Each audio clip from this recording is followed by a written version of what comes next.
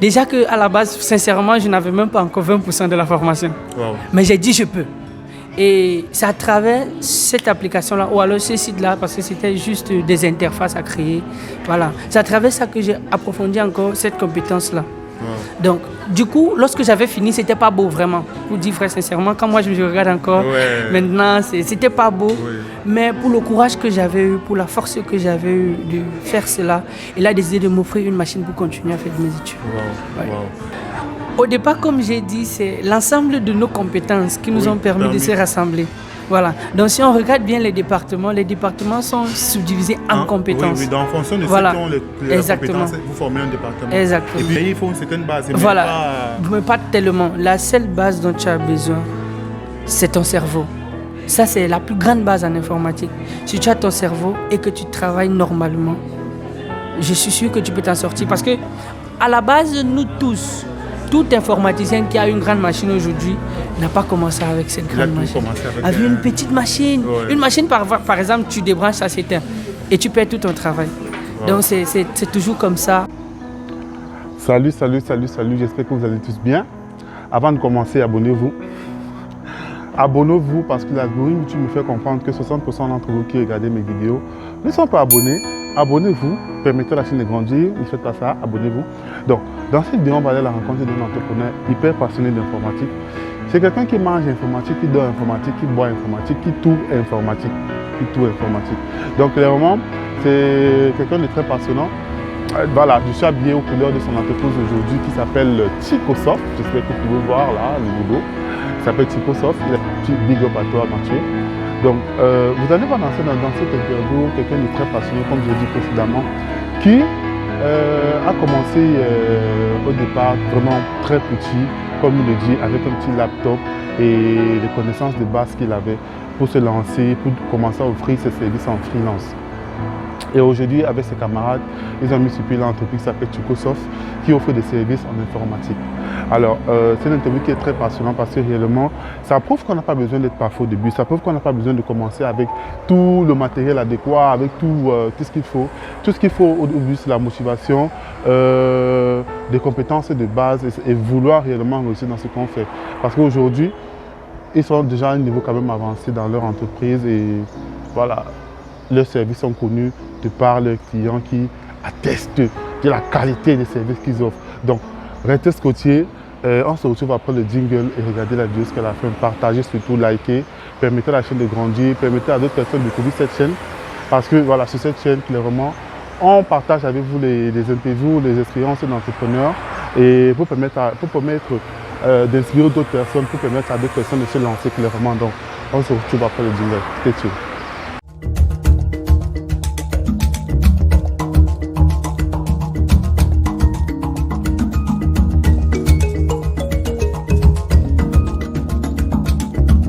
Alors, on va accueillir notre invité. Salut Mathieu et merci d'avoir accepté mon invitation. Salut Paul, merci beaucoup de m'avoir invité pour parler de moi aujourd'hui. Ok, donc super. Est-ce que tu peux donc te présenter pour ceux et celles qui ne te connaissent pas encore? Alors, pour ceux et celles qui ne me connaissent pas, je suis Ntono Mathieu Fistel, double diplômé ingénieur. Bon, j'aime trop l'école. Hein. Donc, c'est ça, je suis double diplômé ingénieur en Big Data et en génie logiciel informatique décisionnel. Ok. Donc, est-ce que tu peux nous donner l'histoire qui derrière Ticosoft? Comment est-ce que ça a commencé, Ticosoft? Ticosoft, c'est une passion à la base. Voilà. Alors, Ticosoft, c'est juste une start-up qui est en train d'être créée encore, parce qu'on n'a pas encore légalement créé les trucs. Mais on œuvre déjà dans le marché du digital. Nous sommes principalement 3 personnes passionnées d'informatique à la base, parce que c'est ça Ticosoft, les passionnés d'informatique. Et nous sommes 3, un designer, un administrateur système et moi en génie logiciel. Mais sinon, depuis combien de temps est-ce que vous avez eu l'idée de mettre ça sur place? Depuis quand? L'idée de mettre ça sur place est venue par la complémentarité de nos compétences. Oui, je vois. Déjà parce que dans le domaine de freelance, parfois tu as un projet où tu n'as pas toutes les compétences, mais la majorité tu l'as. Donc du coup, à chaque fois, peut-être quand j'avais besoin des interfaces, j'allais voir Daniel pour me faire ces interfaces-là en design et puis je codais.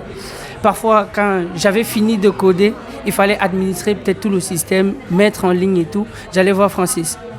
Donc, du coup, quand j'ai fait 2-3 sorties avec eux et que le travail était parfait, c'est là où j'ai décidé, ou alors que nous avons décidé de se rassembler et faire un. Ok. Mais sinon, tu parles beaucoup de freelance. Donc, Ouais. vous avez commencé à offrir vos services informatiques avant même de penser à faire Chicosoft. Exactement. Comment est-ce que vous avez eu l'idée de faire le freelance avant, alors que vous n'étiez même pas encore ingénieur? Je pense que vous étiez encore... Ouais. Comment ça s'est passé? Bon, en gros, j'ai décidé, moi, principalement d'être freelance parce que les conditions financières de ma famille ne me permettaient pas de continuer mes études. Voilà. Donc, du coup, lorsque j'ai eu des petites aptitudes en informatique, surtout parce que avant j'ai fait des mathématiques et tout, mais je n'avais pas ces idées-là. Oui. Mais lorsque j'ai eu des petites compétences en informatique et que c'était difficile dans la famille, j'avais commencé ma toute première machine, pour revenir sur l'histoire, ma toute première machine que j'ai eue, je l'ai eue à travers un site, c'était juste un site vitrine. Une personne que j'avais rencontrée, je le salue déjà, Papa Emmanuel, à Kennedy, voilà, qui... Salut Papa Emmanuel. Voilà, je partais à Kennedy tout simplement comme toute personne parce que j'ai fait mon premier stage à Kennedy en maintenance informatique. Voilà, donc du coup j'étais là et il demandait quelqu'un qui peut lui coder un site. Oui. Et à cette période-là, j'avais commencé mes études à Scientou, d'où je faisais des petits sites, des trucs banals en fait. Genre, Bon, pour rappel, Scientou, c'est une université privée au Cameroun. au Cameroun, voilà. Okay. Donc, des trucs banals que je faisais et là du coup j'ai dit je peux.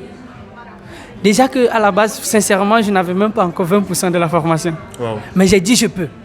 Et c'est à travers cette application-là, ou alors ce site-là, parce que c'était juste des interfaces à créer. Voilà. C'est à travers ça que j'ai approfondi encore cette compétence-là. Wow. Donc, du coup, lorsque j'avais fini, c'était pas beau vraiment. Pour dire très sincèrement, quand moi je me regarde encore, maintenant, c'était pas beau. Oui.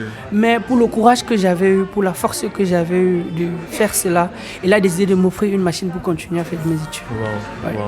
Donc, c'était ça. Donc, je pense qu'on comprend dans le message derrière ça, c'est que pour pouvoir commencer à se lancer, tu n'as pas besoin d'être parfait.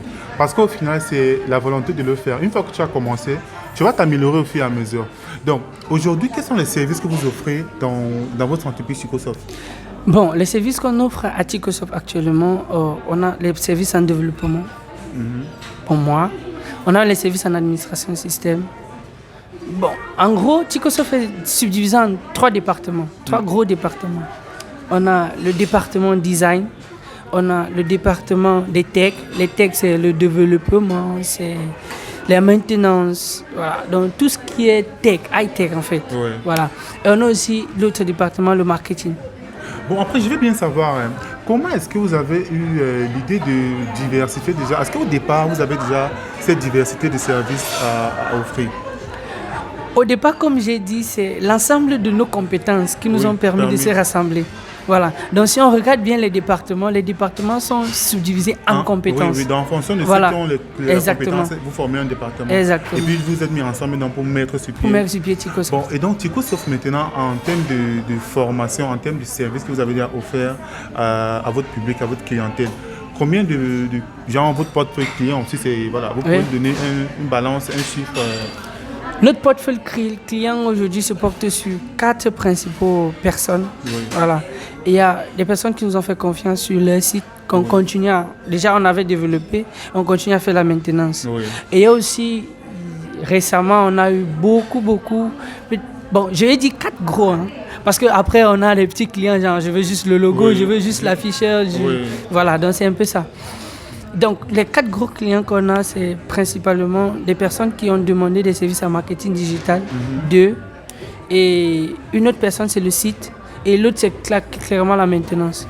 Et donc, vu que dans votre politique, vous envisagez quand même donner une certaine base de formation à vos clients, de telle sorte que les petits problèmes qu'ils puissent avoir, ils puissent quand même régler. Donc, comment ça se passe la transmission d'informations, la transmission de connaissances à vos clients?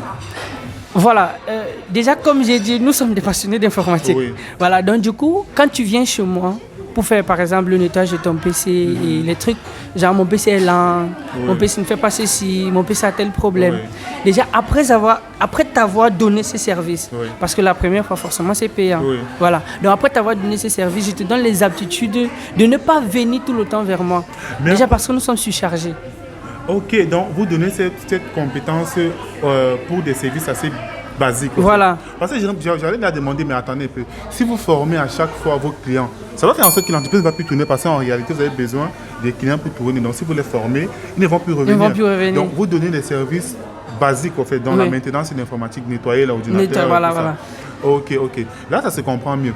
Et donc, pour les clients que vous avez eu à donner une certaine compétence aujourd'hui, est-ce qu'ils sont vraiment aptes à gérer une certaine, à tenir le cap? Bon, pour ceux qui sont concentrés, lorsque je donne ces... On appelle ça des astuces en fait. Oui. En réalité, ce sont des astuces. Lorsque je donne ces astuces-là, tu ne peux pas venir chez moi avant minimum 4 mois. Tu ne peux plus revenir. Okay. Pourquoi? Parce qu'avant ces 4 mois-là, si tu appliques les astuces que je t'ai données, tu n'auras pas de problème. Par exemple, mon PC, il est lent. Mon PC ne réussit pas à faire les mises à jour. Voilà. Donc, les trucs comme ça où tu n'as pas forcément besoin d'une autre personne. Okay. Tu vois, il te faut juste connaître que, ok, par exemple, si je fais la mise à jour, j'appuie sur Windows Update et puis je fais la mise à jour. Par exemple, si je veux que mon PC soit un peu plus lent, je nettoie le cache. Okay. Voilà, donc c'est un peu ça. Bon, après, maintenant, comment est-ce que vous faites dans votre prospection? Parce que rien qu'ici en Tunisie, vous êtes très bien connu. Et de ce que je sais, vos partenaires sont au Cameroun. Oui. Mais vous avez une certaine façon de manager qui fait en sorte que vous centralisez vos informations, vous centralisez la clientèle et tout. Comment ça se passe pour faire la prospection, pour faire le dispatching des travaux en fonction de là où le client vient et tout? Comment ça se passe?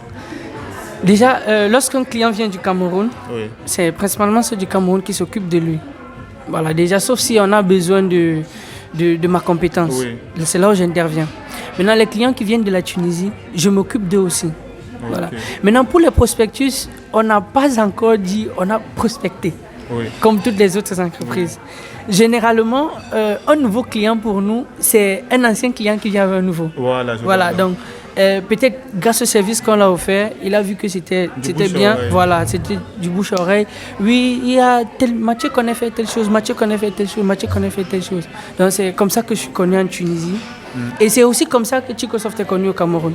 Donc on n'a pas encore fait genre peut-être une conférence, peut-être voilà notre première fois vraiment de sortie sur les médias. C'est vraiment la première fois, la première invitation que nous avons. Voilà. Donc du coup c'est du bouche à oreille. Mais pourquoi ne pas penser à faire dans une certaine prospection? Parce qu'en réalité vous faites du bon travail et rien qu'ici des gens qui vous ont déjà approché pour avoir un service de votre part, on parle très bien. Ça veut dire que le travail que vous faites est vraiment bien. Vous faites des sites, vous faites tout ce qui est maintenance et voilà. Pourquoi ne pas prospecter de façon complète au fait pour pouvoir avoir plus de clients? Voilà, déjà on n'a pas lancé la ligne de communication. Pourquoi? Parce que voilà, actuellement c'est encore nouveau et on n'a pas encore assez un grand staff, si je veux dire ça comme ça. Parce qu'actuellement nous travaillons juste à 4. Voilà, donc on n'a pas un grand staff. Genre, si on fait des prospects, vu qu'on a déjà une base de clientèle qui a assez confiance en nous et qu'on fait du bon travail, je pense que ça va aller trop vite. Et si ça part trop vite, on sera surchargé en fait. Voilà, donc c'est ça. Ok. Donc, mais sinon, comment est-ce que vous envisagez donc le siège même de votre entreprise plus tard? Le siège principal sera au Cameroun, parce que c'est mon pays. Voilà. Ok. Donc, ce sera donc pour quand? Est-ce que vous allez donc mettre ce siège sur place après combien de temps? Bon, ce siège sera mis sur place si tout se passe bien en décembre 2021. Et donc maintenant, pour ceux qui aimeraient donc entrer en contact avec vous, qui aimeraient bénéficier de vos services, comment est-ce qu'ils font pour vous contacter? Voilà, principalement maintenant, nous on fonctionne avec notre page Facebook, voilà, qui fonctionne normalement. Voilà, donc, et là-bas, il y a vraiment tout. Il y a notre mail, notre site web, nos contacts, où ils peuvent nous contacter. Donc, je vais mettre le lien de leur page Facebook en description pour ceux qui aimeraient aller visiter, voir ce qu'ils ont déjà fait comme travail et toucher du doigt en fait c'est quoi leur métier. Vous allez voir le lien dans la description. Allez sur leur page Facebook, abonnez-vous et partagez l'information parce que réellement, en tant que jeune, on a besoin de faire connaître notre compétence, de faire connaître ce qu'on fait. Donc Mathieu, aujourd'hui, qu'est-ce que tu peux nous donner comme expérience? Quelle est l'expérience que tu retiens de ce parcours entrepreneurial que tu as déjà eu au fait? Les amis, c'est une très belle expérience. Voilà. Sincèrement, c'est vrai qu'elle est beaucoup trouvée de montagnes. Voilà. De haut, de bas et tout. Il y a surtout des hauts et quand c'est le bas, c'est vraiment le bas, c'est le fond. Okay. Voilà. Mais c'est quand même, comme je dirais, c'est pour faire l'entrepreneuriat, il faut tout d'abord être passionné par ce que tu fais. Parce que si tu n'aimes pas ce que tu fais, ou alors si tu fais ce que tu fais juste pour de l'argent, tu vas très vite t'arrêter. Oui. Parce que les bas, comme je dis, c'est le fond en fait. Oui. C'est le fond. Par exemple, vous avez travaillé pour un projet et à la fin, soit la personne ne vous paye pas. Voilà, ça veut dire que vous avez perdu du temps et vous avez refusé des travaux pour cela. Soit la personne ne vous paye pas, soit peut-être vous déployez. Et après, la personne vous dit, bon, je n'ai plus vraiment besoin de ça et tout, vous voyez. Wow. Donc, c'est souvent compliqué. Déjà parce qu'on a perdu en ressources, le temps. On a perdu aussi l'énergie et on a perdu aussi d'autres marchés. Ouais. Parce que la particularité qu'on a, c'est qu'on ne prend pas 3 marchés en même temps. C'est 2 maximum. Donc, si par exemple, je suis dans un projet qui est au niveau du design, c'est Dani qui va travailler le design. Okay. On est en train de travailler un autre projet en développement qui va être prêt à être déployé. Ouais. Bon, après, donc, je pense que si vous faites ça, c'est réellement parce que vous étiez encore étudiant. Aujourd'hui, vous êtes jeune diplômé, donc vu que vous voulez faire agrandir votre société, je pense qu'il va falloir donc mettre sur pied un système pour pouvoir avoir beaucoup plus de clients et gérer ses clients. Oui, bien sûr. Ce qu'on compte faire, c'est agrandir le staff. Voilà. Agrandir le staff avec les compétences et j'encourage tous les jeunes informaticiens de monter en compétences. Parce qu'on aura besoin de ces compétences-là. Mais après, il faut avouer que le domaine de l'informatique, c'est un peu ambigu dans le sens où ce n'est pas un domaine qui est stable au niveau des compétences. À chaque fois, il faut s'actualiser, il faut... Justement, c'est pour ça que je dis aux jeunes informaticiens de monter en compétences. Parce que actuellement, les méthodes d'avant ne sont plus réellement utilisées aujourd'hui. Donc, monter en compétences, pour moi, c'est toujours être à la fleur de l'information. Et donc, comment est-ce que tu prévois, vous prévoyez l'avenir de l'informatique? Est-ce que vous pensez que c'est un secteur vraiment porteur pour le futur, l'informatique? Je ne dirais pas que c'est un secteur porteur, mais c'est un secteur extrêmement porteur. Ah bon? Oui. Bon, après, donc pourquoi est-ce que, parce qu'en majorité, il y a beaucoup de personnes qui sont, par exemple au Cameroun, vu que c'est de là que nous venons, qui sont diplômés en informatique, mais ils ne trouvent pas d'emploi, ils ne trouvent pas de débouchés. Ceux qui ne trouvent pas de débouchés, je suis désolé pour eux, mais c'est parce qu'ils ne veulent pas, sincèrement. En tant qu'informaticien? En tant qu'informaticien. Parce que, comme je l'ai dit, mon départ était vraiment, je suis quitté de rien. Et là, à partir de ce que je connaissais, j'ai pu donner ce service à quelqu'un. Voilà. Donc du coup, lorsque tu es informaticien, à la base, initialement, ton premier portefeuille ou alors tes premiers clients, c'est ton entour. Voilà. Donc si tu me dis aujourd'hui que tu es informaticien et tu es chômeur, c'est compliqué, c'est bizarre. Ouais. C'est bizarre, très bizarre. Donc, d'après ce que tu me dis quand même, c'est-à-dire que est-ce que on peut donc commencer réellement à partir de rien? Si on peut commencer à partir de rien, pourquoi? On peut commencer à partir de rien avec l'informatique. Bon, je ne dirais pas rien parce qu'il te faut une machine. Oui. Voilà. Mais il faut une certaine base. Voilà, mais pas tellement. La seule base dont tu as besoin, c'est ton cerveau. Ça, c'est la plus grande base en informatique. Si tu as ton cerveau et que tu travailles normalement, je suis sûr que tu peux t'en sortir. Parce que déjà, disons que tu n'as même pas d'ordinateur et que tu as cette base, tu as cette compétence-là. Même avec l'ordinateur de ton ami, tu peux prêter 2 heures de temps et faire un petit travail qui te donne un peu de sous. Oui. Et au fur et à mesure que tu fais ces petits travaux-là, tu es aussi en train d'économiser pour avoir ta machine. À la base, nous tous, tout informaticien qui a une grande machine aujourd'hui n'a pas commencé avec cette grande machine. Avec une petite machine. Ouais. Une machine, par exemple, tu débranches, ça s'éteint. Et tu perds tout ton travail. Ouais. Donc, c'est toujours comme ça. Donc, n'attendez pas à avoir les Quantum, parce que c'est la machine la plus performante du monde. N'attendez pas à avoir Quantum pour travailler. Commencez avec les dual-core. Commencez même avec le Pentium. Parce que c'est vrai, le Pentium, il ne peut pas faire certains travaux, mais il peut travailler quand tu fais informatique. Par exemple, le marketing digital. Voilà. Tu joues sur les réseaux, tu surveilles tes clients, tu surveilles les lignes de communication, tu n'as pas besoin même avec un téléphone, tu le fais déjà. Okay. Pour toi, est-ce que être un entrepreneur est une vocation ou bien tout le monde peut être un entrepreneur et pourquoi?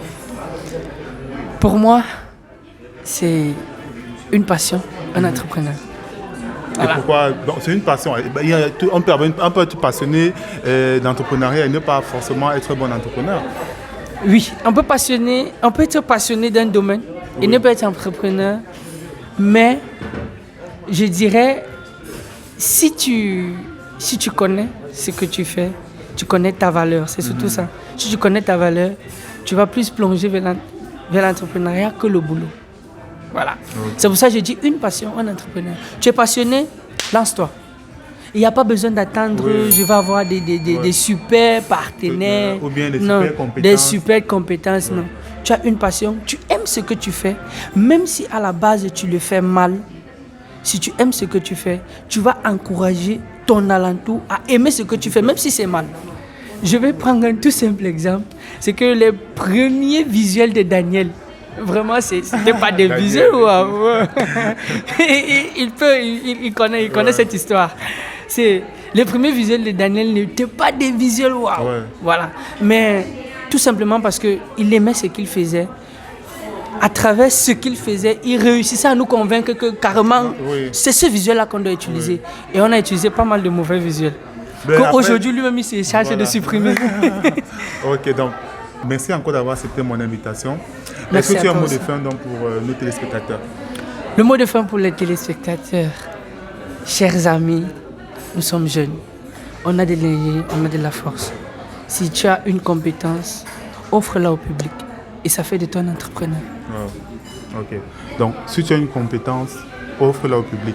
Et ça fera de toi un entrepreneur.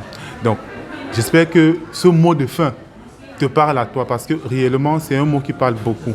Donc, n'attendons pas d'avoir les compétences de super-héros. Commençons avec ce que nous avons et formons-nous. Donc, commençons avec ce que nous avons et formons-nous parce que réellement, la compétence vient avec la formation, ça vient avec la pratique. Donc, je te remercie d'en avoir regardé la vidéo jusqu'à la fin. J'espère que la vidéo t'a plu. N'oublie pas de t'abonner, like et partage la vidéo parce que réellement, beaucoup de personnes ont besoin de voir ce genre d'informations, de voir ce genre de contenu pour pouvoir être motivés. Donc, merci une fois de plus et on se retrouve dans la prochaine vidéo. Merci.